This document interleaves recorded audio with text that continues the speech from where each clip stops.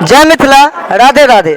हम अखन अहाँ सबके बिरसैर में श्री कृष्ण जन्माष्टमी के अवसर पर आयोजन पूजा पंडाल में छी और ई पूजा के मंडप में छी। हम अपने सबके देखाब अतः श्री कृष्ण जन्माष्टमी के पूजा आइ से नहीं, हम सब जन छोट रही तहने से भ रहल छै और बहुत सुंदर भव्य आयोजन छन। तो हम अतः उपस्थित भाईजी सबसे बातचीत करब।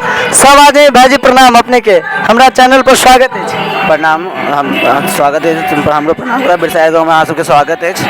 भाईजी पहले सबसे पहले अपन नाम बतेबे जे गाँव में कृष्णाष्टमी भ रहल छै और ए चीज के बारे में बतेबे। हमार नाम आके नवल किशोर झा भेल और ए गाँव में आके 127 वर्ष से जन्माष्टमी मनायल जाए। ई 127वां वर्ष आके जन्माष्टमी मनायल जाए।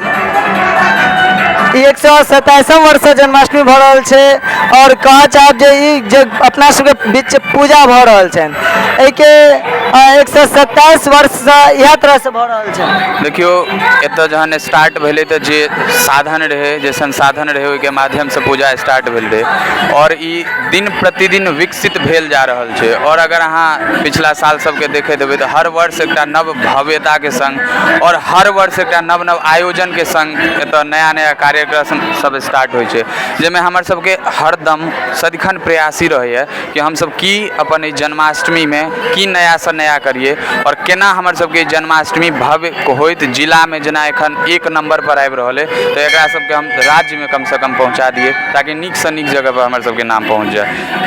बहुत सुंदर। और कह दी जे ई जगह जे छै से एकटा पावन जगह कहै छै और सच्चे में ई जिला भर में सबसे नंबर 1 जगह पर आबै छै। भाईजी अतः सांस्कृतिक कार्यक्रम सब जे होइ छै ताहिमे कार्यक्रम केहन तरह के होइ छै?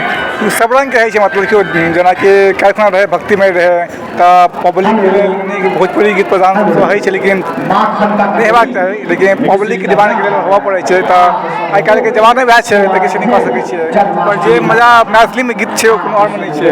देखियो एतऽ अहाँके पता हैत कि मिथिला में एखन कतेको गायक सब छथिन जे नया नया उभरलखिन है, संगे तमाम ओ गायक सब जिनका मिथिला रत्न प्राप्त छनि वो सब महान मंच पर आबि चुकल छथिन और हुनका सबके वो सब बेर मौका चाहै छथिन कि हमरा सबके बिरसैर के मंच पर भेटै, लेकिन सबके नहीं छनि। और 2 दिन के मेला छै, 2 दिन के पूजा छै, तो सब कलाकार के हम सब सोचि रहल छियनि कि एक बेर के मौका जरूर दियनि और सब आबै छथि अपन भव्य प्रदर्शन करै छथि। जिनकर प्रदर्शन नीक रहै छनि हुनका हम सब अगला साल सेहो फेर से आमंत्रित करै छियनि, ओ अपन भव्य प्रदर्शन दै छथिन। तऽ आगू वाला टाइम में जतेको नीक से नीक कलाकार एतऽ जतेको नीक से नीक प्रदर्शन करता है सब एहि मंच पर से अहाँके देखऽ के भेटत। हमर सबके कोशिश ये जे अहाँ सब आइ जिनका पैघ से पैघ के देख रहल छनि ओ सब एहि मंच पर भगवान श्री कृष्ण के दरबार में एता।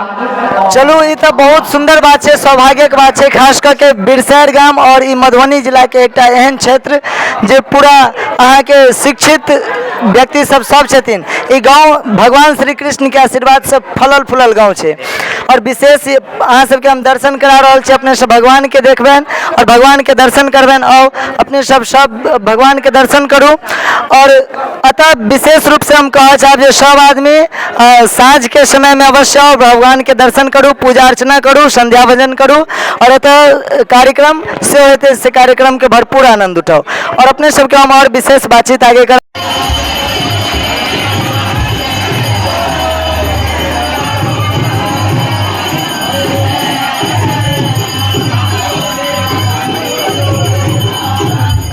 अखन अहाँ सभी देख सकै छी ई सीन हमरा किशोर भाईजी के तरफ से भेटल है ई वीडियो। और ये वीडियो में भगवान श्री कृष्ण के जन्म के समय छन और ई रात के करीब 12 बजे के सब आदमी जानते छे 12 बजे होइ छन और तो लगभग नहीं किस हजारों के संख्या में माता बहन सब आयल छथिन, सब ग्रामीण सब बहुत दूर दूर से सेहो आदमी सब आबै छथिन और ई वीडियो अपने सबके बीच साझा कर रहल छी। अखन दिन के 12 बाजि रहा है और 12 बजे के आसपास तैयो बहुत आदमी के भीड़ छन। अब धीरे धीरे सबटा भीड़ जुटत और विशेष आग्रह छलन हमर मित्र राहुल झा जी के और विकास राम जी के जे बहुत आग्रह केलथि और हुनका से बातचीत भेल। फिर हम सब अपने सभी वीडियो देख के खुश भेलब और चाहब जे अपने सब जगह के आओ अतः मेला देखू और भगवान के दर्शन करू। ई जगह अपने सबके पंडौल से पहले एक बिरसैर गाँव पड़े छै, बिरसैर गाँव में बीच गाँव में भ रहल अछि। तो धन्यवाद हमरा सब साथे जुड़ल रहलहुँ ताहि के लेल और ये वीडियो के आगे तक शेयर अवश्य करब। जय हिंद, जय भारत, जय मिथिला, जय मैथिली।